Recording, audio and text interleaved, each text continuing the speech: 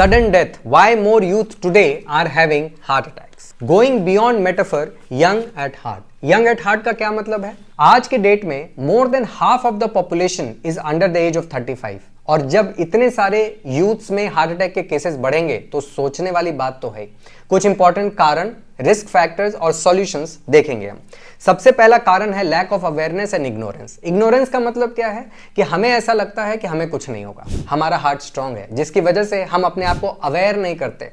और जब आप अवेयर नहीं होते कि क्या सिम्टम्स है, तो जब सिम्टम्स हो रहे होते हैं तो आप कुछ कर नहीं पाते।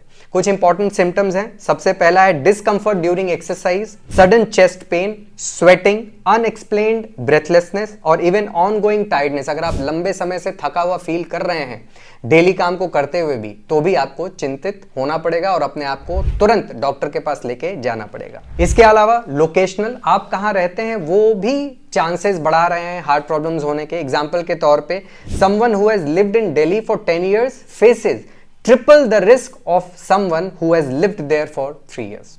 दूसरा है बिहेवियरल, ढंग से सोना नहीं, ढंग से खाना नहीं, वर्कआउट नहीं करने जाना, अपने ऊपर ध्यान नहीं देना। और तीसरा ऑक्यूपेशनल, काम को लेके जो भी स्ट्रेस होता है। अगर इन सबको हम सम अप करेंगे तो सिंपल सी बात है कि आपकी बॉडी कंटिन्यूअस स्ट्रेस में है, क्रॉनिक स्ट्रेस जिसको बोलते हैं। आपकी body fight and flight mode में है, हार्ट रेट बढ़ा हुआ है, उसको रेस्ट होने का मौका ही नहीं मिल रहा, जिसकी वजह से वो अपनी फंक्शनिंग में इनएफिशिएंट होता चला जा रहा है। कुछ इंपॉर्टेंट रिस्क फैक्टर्स हैं diabetes, hypertension, stress, high cholesterol, obesity. अब ओबेसिटी की वजह से हार्ट अटैक नहीं होता या हार्ट रिलेटेड प्रॉब्लम नहीं होती, लेकिन अगर हार्ट रिलेटेड प्रॉब्लम है तो ओबेसिटी उसको एग्रीवेट जरूर कर देगा। सेडेंटरी लाइफस्टाइल, फैमिली हिस्ट्री, जिसके ऊपर हम ब्लेम कर देते हैं। फैमिली हिस्ट्री के ऊपर डॉक्टर प्रताप सी रेड्डी ने, जो अपोलो के फाउंडर हैं, उन्होंने बहुत अच्छी बात लिखी है। He believes that lifestyle has taken over from genetics in contributing to this trend. मतलब कि अब आप अपने जेनेटिक्स को ब्लेम करना बंद कर दीजिए, आपका लाइफस्टाइल ज्यादा रिस्पॉन्सिबल है आपके हार्ट रिलेटेड प्रॉब्लम्स के ऊपर।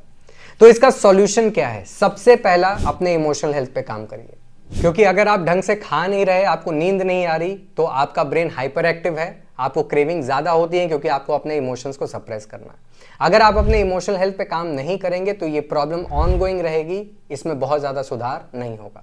दूसरा, एक्सरसाइज को अपने लाइफस्टाइल को निगेट करने के लिए मत करिए कि रात में उल्टा सीधा खाया था इसलिए वर्कआउट करना है, वो आपके लिए ज्यादा हार्मफुल हो जाएगा।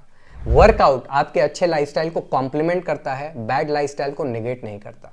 और गुड क्वालिटी स्लीप, ये नॉन नेगोशिएबल है। दोस्तों, हार्ट रिलेटेड प्रॉब्लम्स को कंट्रोल किया जा सकता है, बशर्ते कि आप अपने ऊपर ध्यान देना शुरू कर दें।